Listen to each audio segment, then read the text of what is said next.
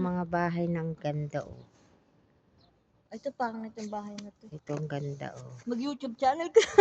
YouTube channel, manood tayo. Subscribe nyo naman yung... Alay, subscribe nyo naman yung akin. Please subscribe my channel, Vilma Daileg Vlog. Subscribe nyo para pag kumita ako, kita-kits. Punta tayo Boracay. Boracay lang? Aray ko. Hindi ba pwedeng ayoko ng Boracay. Ano nga'y? Ito, mga lemon. Please subscribe mi lemon. Mayroon ng bisita. Dami, oh. Please subscribe my channel. YouTube channel? My YouTube channel, Vilma Daileg. Tapos, mawa kayo, 3 pa lang subscriber ko. Dalawa nga dadagdagan na. Pinilit ko pa si Jonalyn. Ba yan? Pinilit ko lang si Jonalyn na mag-subscribe. Kawawa pa silang naghanap sa pangalan ko. Kasi mahirap kasi yung Daileg, eh. Dapat yung apelyido ko nung dalaga ko, Montero. Di ba?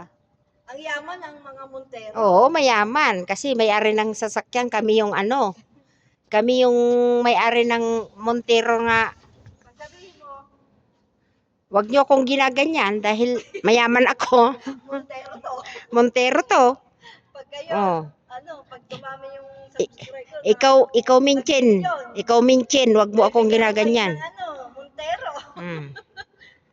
Ito yung magiging bahay ni Jonalyn balang araw. Pangarap niya sa panaginip. Hoy, maawa ka. Please subscribe my channel, Vilma Daileg. My YouTube channel. Maawa ka naman, Jasmira. I-subscribe mo naman ako para pang-4. Tanggalin mo, patingin nga ng mo. Tignan namin ang ganda ng buhok mo. Para kang si Mariel. Asawa ka ni Robin Padillang pangatlo.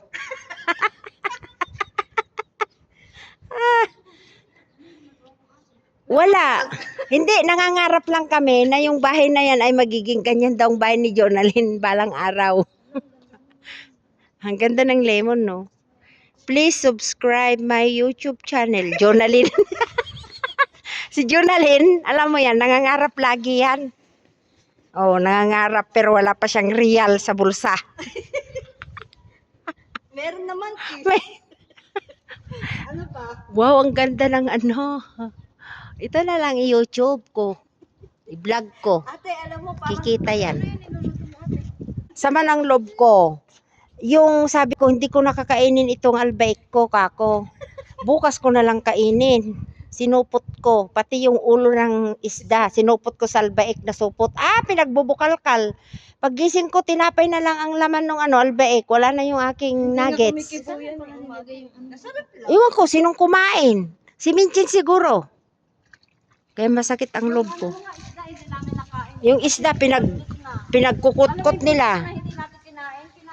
Kinutkot. Oo! Kinutkot nila. Ewan ko sino. Parang. Ang ganda ng bulaklak niya. Itagalin mo yung buhok mong kinulayang kubunso. Nagbablog natin. Nagbablog ako. Baka magsisikat yan. Ate, ayan, tignan mo kung kasi gusto mo nagtagtagan. Ang ganda. Bagay sa'yo. Pero mas maano.